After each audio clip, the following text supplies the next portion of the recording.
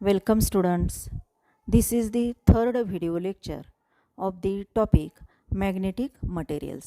आता पाठीमागं ज्या काही आपण डेफिनेशन स्टडी केलेले आहेत, for example magnetisation, magnetic intensity and susceptibility. Okay, आता ह्याच्यामध्ये महत्त्वाचं काय आहे तर डेफिनेशन महत्त्वाचे आहेतच, त्याबरोबर डेफिनेशनसाठी येणारे जे मॅथमॅटिकल जे फॉर्म्युले आहेत त्या फॉर्म्युल्यावरती तुम्हाला एक्झाम्पल्स विचारली जातात आणि डायमेन्शनसुद्धा विचारल्या जातात, युनिट विचारलं जाईल.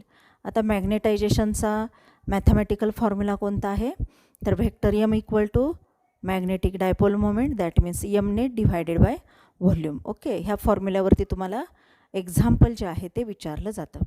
त्याच्यानंतर मॅग्नेटिक इंटेन्सिटीचा फॉर्म्युला कोणता आहे, capital H equal to B0 divided by μ0. Okay, where B0 is the strength of magnetising field and μ0 is the permeability of free space. Okay, then magnetic susceptibility साठी कोणता फॉर्म्युला आहे तर काय equal to capital M divided by capital H. आता हा जो formula आहे तो ऑब्जेक्टिव्हमध्ये कदाचित तुम्हाला विचारला जाईल, which formula is the correct formula for the magnetic susceptibility. तुम्हाला माहीत आहे magnetic susceptibility is the ratio of magnetisation of material and magnetic intensity. Okay, that means काय equal to capital M divided by capital H. त्याच्यानंतर next formula आहे magnetic permeability, where mu equal to capital B divided by capital H. And last formula is the relative permeability, mu R is equal to mu divided by μ0.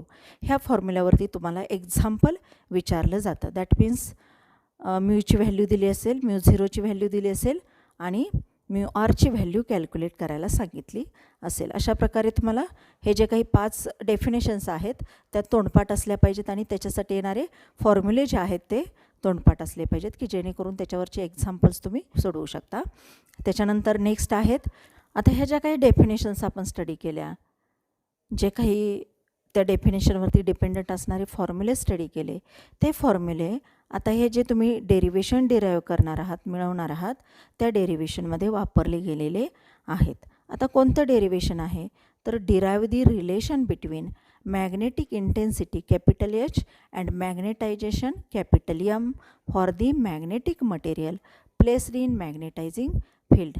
म्हणजे एक magnetising field आहे आणि त्या magnetising फील्डमध्ये दुसरे एक magnetic material आपण ठेवलेलं आहे की ज्या मॅग्नेटिक मटेरियलमध्ये काय होणार आहे तर मॅग्नेटिक इंटेन्सिटी असेल आणि मॅग्नेटायझेशन प्रोड्यूस होईल. त्या दोन्हीमधलं रिलेशन जे आहे ते मिळवायला सांगितलेलं आहे. आता त्याच्यासाठी कोणकोणती काय कन्सिडर करावं लागेल तर consider A magnetic material like a rod, म्हणजे रॉड शेप्ड मॅग्नेटिक मटेरियल आहे आणि ते कुठं ठेवलेलं आहे तर placed in magnetizing field produced bye a solenoid. म्हणजेच एक सोलोनॉइड आहे. सोलोनॉइड म्हणजेच काय तर वायर ज्याच्यावरती गुंडाळलेले असतात, नंबर ऑफ टर्न्स असतात वायरचे, कंडक्टिंग वायरचे, आणि त्या सोलोनॉइडच्या मध्ये काय ठेवलेलं आहे तर रॉड शेप्ड मॅग्नेटिक मटेरियल ठेवलेलं आहे. तर तुम्हाला काय विचारलेलं आहे तर कॅपिटल एच आणि कॅपिटल एममधलं रिलेशन जे आहे ते रिलेशन विचारलेलं आहे. आता काय होणार आहे बघा तर ह्या सोलोनॉइडमुळं एक मॅग्नेटिक फील्ड तयार होणार आहे त्या सोलोनॉइडच्या सभोवताली. त्या रॉडमध्ये दोन्ही प्रकारचं मॅग्नेटिक फील्ड इफेक्ट करणार आहे रॉडवरती. कोणतं तर एक सोलोनॉइडमुळं आणि एक त्या स्वतः रॉडमुळं. ओके, म्हणजे total magnetic field acting on the material like a rod is equal to the magnetic field produced by the solenoid plus magnetic field produced by that material. म्हणजे जे काही टोटल मॅग्नेटिक फील्ड येईल ते त्या रॉडवरती produce होणार आहे. Okay, म्हणून तुम्ही काय लिहिणार आहात तर सोलोनॉइडमुळं प्रोड्यूस होणारं मॅग्नेटिक फील्ड किती B0 equal to μ0 into NI. हा फॉर्म्युला तुम्ही 11वीमध्ये स्टडी केलेला आहे की सोलोनॉइडमुळं प्रोड्यूस होणारं सभोवताली मॅग्नेटिक फील्ड किती असतं तर μ0 into N into capital I, where small n is the number of turns per unit length of solenoid. म्हणजे सोलोनॉइडच्या पर युनिट लेंथला 1 सेंटीमीटर असेल तर त्या 1 सेंटीमीटरमध्ये त्या सोलोनॉइडची जी काही वायर आहे त्या वायरचे किती टर्न्स आहेत ते टर्नची व्हॅल्यू म्हणजे small N and capital I is the current flowing through the solenoid. Okay, हे झाली B0ची व्हॅल्यू म्हणजेच magnetic field produced by the solenoid. आता त्या रॉडमुळे प्रोड्यूस होणारं मॅग्नेटिक फील्ड किती, तर हे खाली दिलेलं आहे. Magnetic field inside the rod is given by B material is equal to μ0 into M. म्हणजे त्या रॉडमुळं किती प्रोड्यूस होतं रॉडच्या आतमध्ये, तर BM equal to μ0 into M into capital M, where capital M is the magnetisation of material of rod. म्हणजे त्या रॉडचं असणारं मॅग्नेटायझेशन म्हणजे capital M. Okay, therefore the net magnetic field inside the rod is capital B equal to B0 plus BM. आता B0ची व्हॅल्यूवरती दिलेली आहे, किती आहे μ0 NI प्लस किती येणार आहे μ0 M. BMची व्हॅल्यू μ0 M येणार आहे. आता पुढं next B equal to μ0 H capital H येणार आहे प्लस μ0 M, वेअर H म्हणजेच काय, तर capital H equal to small N into capital I. That means it is the magnetic field intensity. हा जो काही गुणाकार आहे म्हणजे नंबर ऑफ टर्न्स आणि current flowing through that coil, हा जो गुणाकार जो आहे तो गुणाकार किती येतो, तर मॅग्नेटिक फील्ड इंटेन्सिटी एवढा येतो. म्हणजे कॅपिटल एचची व्हॅल्यू कशाची येणार आहे, एन इंटू आयची व्हॅल्यू येते. ते आपण ह्या एन आयच्या ऐवजी जर घातली तर आपल्याला इक्वेशन कसं मिळणार, capital B equal to μ0 H plus μ0 M. ह्या दोन्हीमधला μ0 जर आपण कॉमन घेतला तर काय मिळणार आहे, capital B equal to μ0 in bracket capital H plus capital M. आता आपल्याला रिलेशन कशामधलं मिळवायचं आहे, तर कॅपिटल H आणि कॅपिटल Mमधलं रिलेशन मिळवायचं आहे. म्हणजेच काय करता येईल, आपल्याला एका बाजूला कॅपिटल H घेता येईल आणि राहिलेल्या सर्व टर्म एका बाजूला घेता येतील. मग कॅपिटल H इक्वल टू लिहिण्यासाठी आपल्याला काय करावं लागणार आहे, μ0 हा कॅपिटल H प्लस कॅपिटल Mला मल्टिप्लाय आहे, तो LHSमध्ये गेल्यानंतर Bला डिवाइड होणार आहे. तर H इक्वल टू जर इक्वेशन लिहायचं असेल तर M पलीकडं गेल्यानंतर काय होणार आहे, तो मायनस होईल. म्हणजे कसं इक्वेशन लिहिता येईल, तर capital H equal to capital B divided by μ0 minus capital M. Okay, this is the relation between magnetic field intensity and magnetization. Okay, that means capital H आणि capital M मधलं हे relation तुम्हाला मिळालेलं आहे. आता नेक्स्ट डेरिवेशन कोणतं आहे, तर establish the relation between permeability and susceptibility of a substance. Establish the relationship between permeability, that means mu, and susceptibility, that means chi, of a substance, and express permeability in terms of relative permeability. म्हणजेच permeability mu जी आहे ती कशामध्ये express करायची आहे, तर in terms of relative permeability, that means mu आरमध्ये express करायची आहे. म्हणजे जो फॉर्म्युला मिळेल म्यू इक्वल टू त्याच्यामध्ये म्यू आर आला पाहिजे, असं थोडक्यात त्याचं मिनिंग आहे. आता तुम्हाला माहीत आहे वरती इक्वेशन आपण कन्सिडरच केलेलं आहे.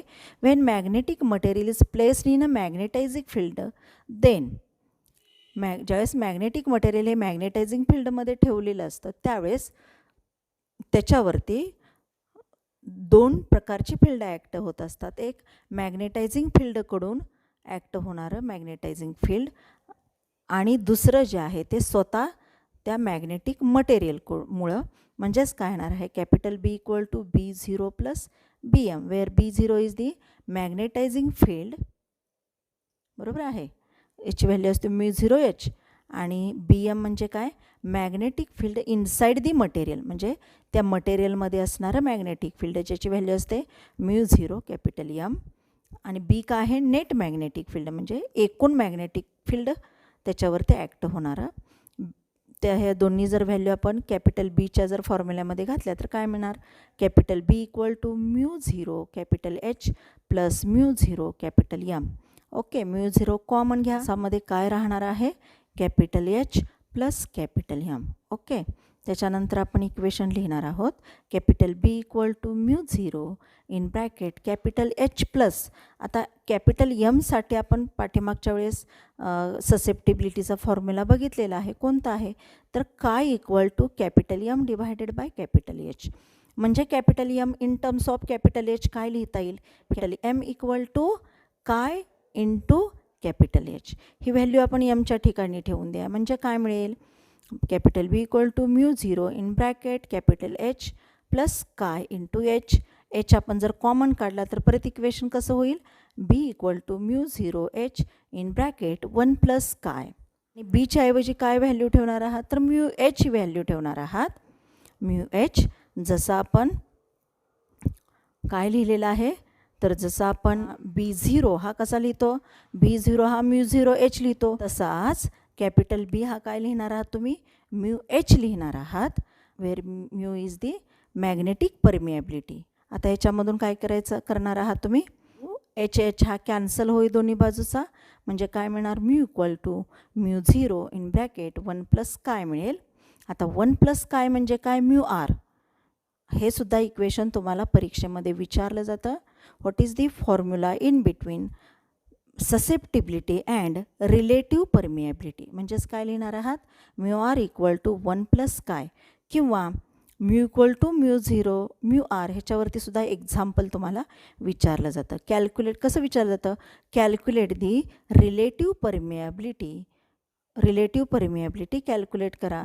जर तुम्हाला मॅग्नेटिक परमिएबिलिटी म्यू दिली असेल and permeability of free space म्हणजे μ0 जर दिला असेल तर तुम्ही रिलेटिव्ह परमिएबिलिटी कॅल्क्युलेट करू शकता, म्यू आर कॅल्क्युलेट करू शकता. कशा प्रकारे तर mu R is equal to the mu divided by μ0. Okay. किंवा mu R equal to 1 plus काय. ह्या फॉर्म्युल्यावरती सुद्धा एक्झाम्पल तुम्हाला विचारलं जाऊया. अशा प्रकारे हा जो टॉपिक जो आहे तो टॉपिक इथं संपलेला आहे. ह्याच्यावरती डिपेंडंट असणारी जे काही एक्झाम्पल्स आहेत ते एक्झाम्पल्स तुम्हाला पुस्तकामध्ये सोडवून दिलेले आहेत. ते एक्झाम्पल्स तुम्ही एक वही घातलेलीच आहे.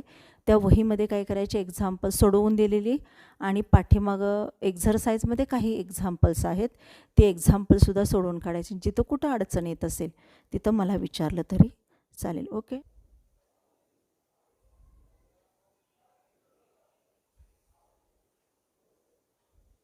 आता तुम्हाला गायरोमॅग्नेटिक रेशोवरती अशा प्रकारचं एक एक्झाम्पल विचारलं जातं. कोणतं आहे example, calculate the gyromagnetic ratio of electron given small E equal to 1.6 into 10⁻⁻19 coulomb and mass of electron that means M E equal to 9.1 into 10⁻31 kg. आता तुम्हाला माहीत आहे फॉर्म्युला गायरोमॅग्नेटिक रेशोसाठी. Gyromagnetic ratio is equal to the small E divided twice M E. That means आता तुम्ही इथं जर value घातले, ईची व्हॅल्यू किती 1. दोन्ही कॉन्स्टंट आहेत ए अँड एम ई. ईची व्हॅल्यू जर घातली आपण तर किती येणार आहे 1.6 into 10⁻19 divided by 2 into M ईची व्हॅल्यू 9.1 इंटू 10⁻31. ओके. हे जर कॅल्क्युलेशन केलं तर ते किती येणार आहे 8.8 इंटू 10⁻10 कूलम पर kg किंवा कूलम kg⁻1. अशा प्रकारे गायरोमॅग्नेटिक रेशो येणार आहे. आता हा जो रेशो जो आहे तो रेशो बदलणार नाही इलेक्ट्रॉनचा, कारण गायरोमॅग्नेटिक रेशो म्हणजे फॉर्म्युला काय, small E divided by twice M E. E हा काय आहे कॉन्स्टंट आहे आणि एम ईसुद्धा कॉन्स्टंट असतो, ईची व्हॅल्यू आणि एम ईची व्हॅल्यू. त्यामुळे गायरोमॅग्नेटिक रेशोसुद्धा बदलणार नाही. ओके. तर आता काय करूया आपण या ठिकाणी थांबूया. अजून काही एक्झाम्पल्स आहेत ते एक्झाम्पल्स तुम्ही सोडवायचा प्रयत्न करायचा आहे. ठीक आहे. आपण या ठिकाणी थांबूया.